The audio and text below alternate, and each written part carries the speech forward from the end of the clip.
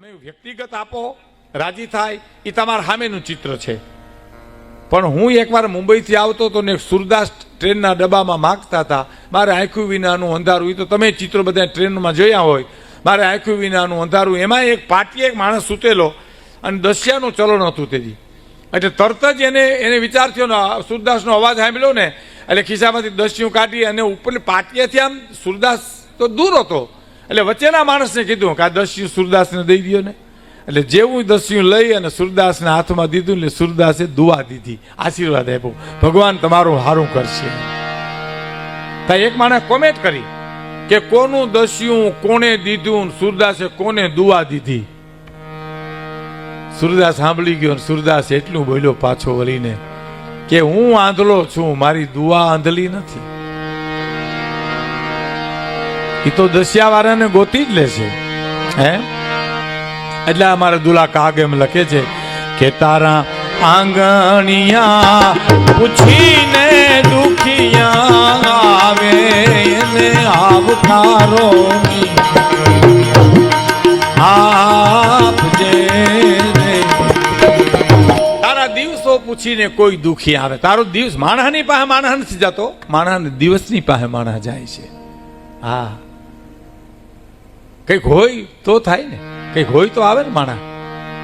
શું કે છે કે માનવીની પાસે કોઈ એ માનવી નો આવે રે, માનવીની પાસે કોઈ માનવી નો આવે રે. માણસની પાસે માણસ નથી આવતો.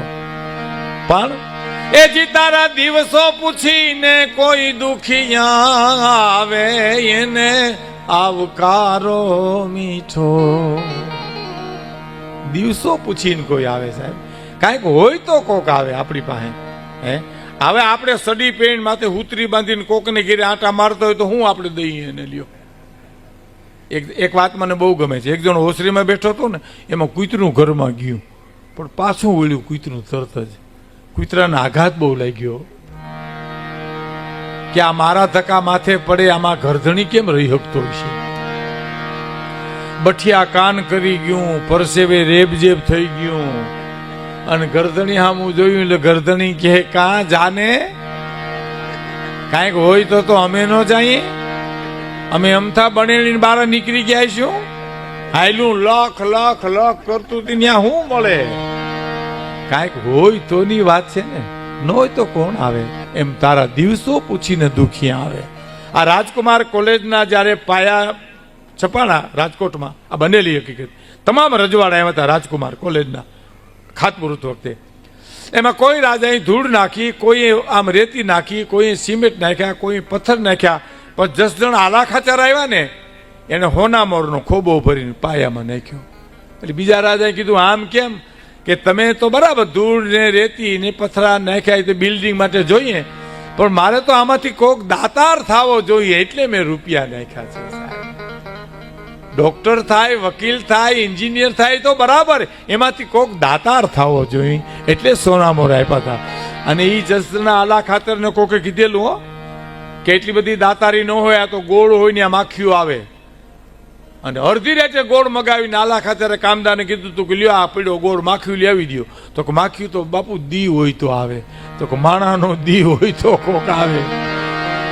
હા, 4 ભીતું રાહડા લેતી ને ગરીબ ગરીબાઈ આટો લઈ ગઈ, ત્યાં નો આવે કોઈ. તારા દિવસો પૂછીને કોઈ દુખી આવે તો એને આવકારો મીઠો આપશે. એક માગણ એક નગર શેઠને કે શેઠ બાપા એક દસ્યું હોય તો દિયો ને. નથી વયો જા, દસ્યું નથી, પાછો વળ્યો. એક રોટલાનું બટકું હોય તો દો ને, ભૂખ બહુ લાગી. રોટલો નથી તો વયો જા કહું. એક જૂના લુગડા તો દો, ટાઈટ બહુ વાય છે. લુગડા નથી, દસ્યું નથી, રોટલો નથી, વયો જા. ઓલું માગણ કે તઈ તમે મારા ભેરા હાલો ને,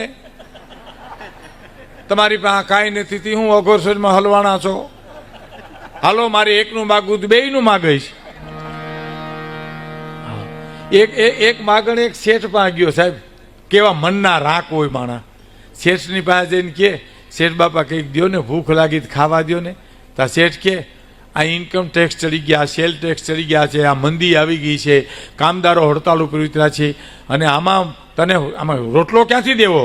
તો ઓલો માગણ દાંત મીડો કાઢવા. એટલે શેઠ કે દાંત કેમ કાઢ્યો? તો મને મારે તો રોટલો જોઈએ, હમણાં તમને નહીં દો તો બીજો ઘેરે જાય બીજો દેહે, પણ તું જે દીકરા હલવાણો છો એ હવે આમાંથી ન નીકળી કોઈ દીધું. તું તો હાવ આવી જ ગયો આમાં. હાવ મારે તો એક રોટલો જોઈએ, હમણાં બીજે ઘેર જાય બીજો દે. એમ તારા દિવસો પૂછીને કોઈ દુખી આવે. આ ગીત દુર્વા કાગનું છે, અને આની પાછળ મારે એક વાત કરવી છે. પછી મારે એક 10 મિનિટનો ઇન્ટરવ્યુ રાખવો છે. ઇન્ટરવ્યુમાં જેને જવું હોય તો જઈ શકે. માનો કે વિવેક ખાતર ન જતા હોય, વડીલોને અમે બબે ફૂકું ન ભરી શકતા હોય, એને ક્યાંય જેટલી ખેંચાય એટલી ખેંચી આવે. જોકે ન ખેંચાય તો વધારે સારું. વ્યસન મુક્તિ હોવું જોઈએ સાહેબ. વ્યસન થકી વ્યાધિ વધે, આળસ વધે અપાર. વ્યસન કરવું છે તો સદશાસ્ત્રનું ભવ દધી ઉતરો પાર. વ્યસન કરવું છે તો હા હરિનામનું વ્યસન લ્યો. તમારે નીમ લેવું છે તો 11 માળાનું લ્યો ભગવાન શ્રી કૃષ્ણની. સદશાસ્ત્રનું વ્યસન કરો. આ ચા, બીડી, પાન, હવે મારે બીજા નશાની વાત નથી કરવી, પણ ખાલી એક બીડીની વાત કરું. આમાં બીડીનો બધાની બેઠો હોય અને સખત બીડી પીવાની મનાઈ હોય આ મંડપમાં તો, પણ બીડીની કિંમત તો હુકલ પાંદડું ને ભૂંગળું પાંદડાનું, પણ એની તાકાત જોઈ તમે? 3.5 મણની કાયને બહાર કાઢે. હાલ ઉઠ, મોર થા, બહાર નીકળ, મને પી. અને આ જણ જેવો જણ રજગાનીમાં બકરી હારી જેમ હાલ્યો જાય ભાઈઓ. એ નશાની હું જરૂર સાહેબ? નશો તો અમારે આ સોનલમાં એમ કહેતા કે નશો તો માણહાઈનો હોવો જોઈએ, નશો તો હરિભજનનો હોવો જોઈએ, નશો તો દાતારીનો હોવો જોઈએ, અને નશો તો માણહાઈનો હોવો જોઈએ સાહેબ. આપણે નશો આપણી જ્ઞાતિનો નશો હતો. તમારું કામ ન કરું તો પટેલ નહીં, તમારું કામ ન કરું તો ગઢવી નહીં, તમારું કામ ન કરું તો રાજપૂત નહીં, તમારું કામ ન કરું તો કાઠી નહીં, તમારું કામ ન કરું તો હું કોળી નહીં. સોગન ખાતા નશાના સાહેબ. એ નશો હોય પછી બીજા નશાની જરૂર છે? વ્યસન મુક્તિ રહેવું જોઈએ. આજે નશાબાજ માણસને માણા મટાડી દે, નશાની શું જરૂર છે? 2 દારૂડિયા દારૂ પીને ઝાડવે ચીડ્યા, ડાળું પકડીને હિંચકતા હતા. એમ એક ભફ દઈને પીડ્યો તો પીડ્યો કે હું પાકી ગયો, તો ઓઈલો કે હું હમણાં પાકી જાય. 2 હેઠા પીડ્યા, દારૂમાં લેલું હતા, ઘોડા ઉપર બેહીને પરગામ જતા હતા. એ બીડીયું હળગાવી હતી. એ બીડીયું કાંઈ પવનની જગ્યાએ નહીં, પછી ઘોડાને ઊંધા કર્યા. બીડીયું હળગાવી દીધી પણ પાછા હમા ન કર્યા. તે તો આવ્યા ગામડે, પોતાને ગામે જ આવે ને, તો જ્યાં ગામથી નીકળ્યા હોય ત્યાં જ. એ ગામના પાદરમાં જ્યાં આવ્યા હતા, એક જણો બીજાને કે આપણા ગામ જેવું પાદર છે, બીજો કોઈ લીમડો એવો છે. લેલું તો એમ જ હોય. પછી ઘોડા તો ઘરના એવા ત્યાં તી લોહીથું નાખી ફળિયામાં. એક જણાની પત્ની નીકળ્યા તો પીડ્યો કે બેન તમને ક્યાંક ભાળ્યા હોય એમ લાગે છે. અરે ક્યાં ભાલ્યા હોય? જિંદગીના તારી આરે પાનારા પડ્યા, આમાં ક્યાં ભાલ્યા હોય? કહેવાનો મિત્રો મારો અર્થ એવો છે, નશો તો માણહાઈનો હોવો જોઈએ સાહેબ. નશો તો માણસનો હોવો જોઈએ. ભગવાને આપણે માણસ બનાવ્યા છે. 2 પગ 2 હાથ બુદ્ધિ મને તમને ઈશ્વરે બુદ્ધિ આપી છે. અમારી દીકરી છે, અમારી બેન છે, અમારી માં છે. પછી બીજા નશાની શું જરૂર છે? એટલે તો કવિને કેવું પડ્યું છે, એટલે તો બોટાદ કરે પણ લખ્યું છે કે સુકાનાઈ હાડ પાડોશીના બાળને મોઢે ઉઠી સણ નાખતો જાજે રે. મળવું હોય તો આપતો જાજે. સુકાનાઈ હાડ પાડોશીના બાળને મોઢે ઉઠી સણ નાખતો જાજે.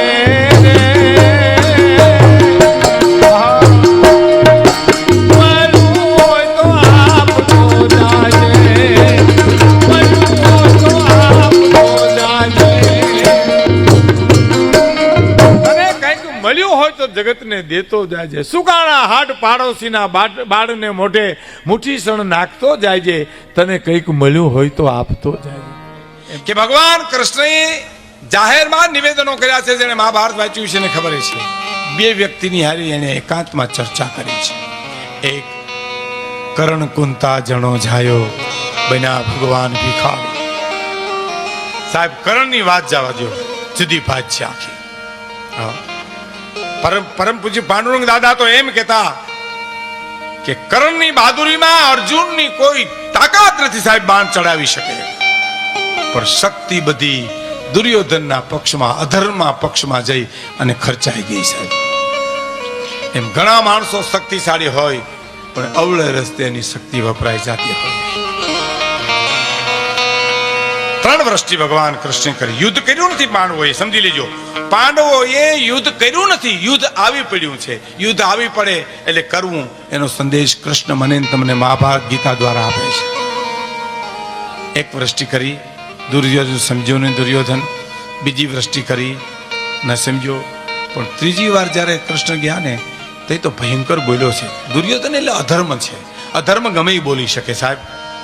ધર્મને જ બંધન છે. ધર્મ છે, ધર્મ એટલે માણાને કેમ બોલવું, કેમ વિચારવું, કેમ જીવવું એની વાત છે. બાકી જે માણા નથી નાથમોરડો કાઢી નાખ્યો એને શું લેવા દેવા છે. એની એક બીજી વાત તમને કરી દઉં. ધર્મ છે ને એને કેળે જ હાલવું પડે સાહેબ. અધર્મ ગમે ત્યાંથી આવે. રાવણ અધર્મ છે, વેશ પલટો કરીને પણ સીતાનું હરણ કરી શકે. આબમાંથી ઉતરે, ધરતીમાંથી નીકળે, ગમે ત્યાંથી આવે. રામને લંકામાં જવું હોય એને પાળ જ બાંધવી પડે, કારણ કે રઘુકુળનું સંતાન છે. એનાથી જેમ તેમ હલાય નહીં, જેમ તેમ બોલાય નહીં. એમ દુર્યોધન તો અધર્મ છે. એને ત્રીજી વૃષ્ટિ કરવા માટે કૃષ્ણ આવે છે ત્યારે એમ કે છે કે તમે દેવકી વસુદેવના દીકરા છો. જો દુર્યોધન કહે છે, ભગવાન કૃષ્ણ કે હા, કે તો બહુ રૂપાળા છે તમારા માતા પિતા, તમે કેમ કાળા છો? હદ કહેવાય ને. પછી શું કીધું ખબર? તમે જશોદા નંદબાવા દીકરા પણ કહેવાના છો? તો કે હા, એ બહુ રૂપાળા છે, તમે કેમ કાળા છો? કે હું કાળો એટલા માટે છું, તારો કાળ થઈને આવ્યો છું એટલે હું કાળો છું. અને ત્રીજી વસ્તુ જયારે નિષ્ફળ ગઈ ત્યારે સભામાં નજર કરી, કર્ણને ઈશારો કરી અને લઈ જઈશ. કર્ણ મારી સાથે ચાલ. સાંભળજો મિત્રો, એક ખટાટોપ ઝાડને છાંયે કર્ણને બેહાડીને અખિલ બ્રહ્માંડનો માલિક એને સમજાવે છે, કર્ણ તું દાસી પુત્ર નથી, તું સુત પુત્ર નથી, તું કુંતીનો કુમાર છો, તું પાંડવોનો મોટો ભાઈ છો, તું દુર્યોધનનો સંગ છોડી દે ને પાંડવોના પક્ષમાં આવી જા. કર્ણનો જવાબ સાંભળજો કે બહુ મોડું થઈ ગયું કૃષ્ણ, હવે તો બહુ મોડું થઈ ગયું. સુત પુત્ર દાસી પુત્રના મેણા સહન કરીને મારા કાળજા વિંધાઈ ગયા છે. હવે મિત્રતા બાંધી છે, મિત્રતાને હું દગો ન આપી શકું. હવે તમારામાં ત્રેવડ હોય તો અર્જુનને હણગારી રણ મેદાનની માલિપા આવજો, હું રાહ જોઉં છું તમારી. પણ આ વાત તમારી બહાર રાખજો ધર્મરાજાના કેશોમાં, નકર મારા મોટા ભાઈ મને મોટો ગણીની સત્તાનો સ્વીકાર નહીં કરે. કોણ? આ ઉદારતા કર્ણની છે સાહેબ. દુર્યોધનની કેશ ભાઈ, ધર્મરાજાને કેશો નહીં, હું તમારો મોટો ભાઈ કર્ણ છે, નકર ગાદીનો નહીં સ્વીકાર કરે. નીકળી ગયો ત્યાંથી. અને બરોબર રણ મેદાનની માલિપા રથનું પૈડું મીંડું ધરતીમાં ગળવા, શ્રાપ હતો. એ તીરકામઠા એક બાજુ મૂકી અને પૈડું કાઢવા નીચે ઉતર્યો ને પછી ભગવાન કૃષ્ણે કીધું અર્જુનને કે લે હવે બાણ માર. કે બાણ મારું પણ એના હાથમાં હથિયાર નથી. તો હથિયાર નથી તે તું મારી હગી, બાકી તારી તાકાત નથી તો કર્ણને મારી શકે. હથિયાર નથી માટે એને માર. ઘણા એમ કે દગો ફટકો કર્યો ભગવાન કૃષ્ણે. ભગવાને દગો ફટકો એટલા માટે કર્યો છે કે અધર્મ મરવો જોઈએ કોઈ પણ સંજોગોમાં. પ્રતિજ્ઞા લઈ પણ શકાય, તોડી પણ શકાય, કોઈ પણ સંજોગોમાં અધર્મ મરવો જોઈએ સાહેબ. ધર્મને બચાવવા માટે તમે જે લ્યો, જે પ્રતિજ્ઞા લ્યો, તોડો એ તમને મુબારક છે. એની બે વાત મારા અને તમારા ઘરની વાત કરી દઉં. તમે મને કોઈ પણ માણસને એમ કહો કે તમે મારે ઘરે જમવા આવજો, એનું સત્ય છે શું? હું તમારે ત્યાં જમવા આવીશ. પણ એની મા કે બાપ બીમાર હોય ને તો એ સત્યને હોમી દેવું જોઈએ, ઓલા મોટા સત્યને હાંચવું જોઈએ, એની સેવા કરવા જવું જોઈએ. એ ભગવાન કૃષ્ણે મને તમને એમ કીધું કે ધર્મનો મોટો ધર્મ હાંચવા માટે નાના ધર્મને છોડી દેવો, મોટું સત્ય હાંચવા માટે નાનું સત્ય હોમી દેવું. એક કર્ણને સામે એને ચર્ચા કરી. અને બીજી મહત્વની વાત હું તમને એ કહેવા માંગુ છું કે અર્જુનને એકાંતમાં બોલાવ્યો છે અને એ બોલાવીને એટલું કીધું છે કે અર્જુન તને ખબર છે કાલે શું પ્રસંગ છે? તો કે હા, માછલીની આંખ વિંધવાની છે મારે. એમ મત્સ્ય વિંધનો પ્રસંગ છે, ખબર છે? તો હા. કેવી રીતે વિંધવાની ખબર છે? તો હા, તળાવ પાણી, એમાં પછી મારે નીચે જોવાનું, છાબડામાં પગ રાખવાના, આ બધો પ્રસંગ જાણીતો છે. મારે તો મહત્વની વાત કરવી છે. અને નીચું જોઈને ઉપર આંખ વિંધવાની છે. એમ તો હા, હવે જો હું તને એટલા માટે અહીં લઈ આવ્યો છું, એમાં જો તું નિષ્ફળ ગયો તો તું જીવતોય કોઈ બરાબર છે, ન જીવતોય કોઈ વાંધો નથી, એમાં કોઈ ફરક નથી પડે. મરી જતો એક પ્રશ્ન નથી, જીવતો પ્રશ્ન નથી. પણ એમાં જો તું પારંગત થા અને માછલીની આંખ જો વીંધી લે, હે હા પધારો રમેશભાઈ, પધારો, આવો પધારો, બેસો. તાલુકા પંચાયતના પ્રમુખ શ્રી પણ આવ્યા છે. હા, તો અર્જુન સાંભળજો મિત્રો, બરાબર છાબડામાં પગ રાખજે, ચિત્તને ઠેકાણે રાખજે, મન બરાબર કાબુમાં રાખજે, બરાબર આંખ, માછલીની આંખ જ દેખાય, બીજું કાંઈ આંખ દેખાવી ન જોઈ. એ આપણી ગામડાની ભાષામાં જો મારે તમને કેવું હોય ને તો ભાઈતે જેમ ભાઈતું પાડે અને પાછી જેમ તેલ પાડે એમ સમજાય. આમ કરજે, તેમ કરજે, ફલાણું કરજે, ચીજ ઠેકાણ રાખજે. બધું સાંભળ્યા પછી અર્જુને શું પ્રશ્ન કર્યો ખબર? કે આ બધું મારે જ કરવું, તમારે કાંઈ નહીં કરવાનું? હે કે આ બધું મારે જ કરવાનું, તમારે કાંઈ નહીં કરવાનું?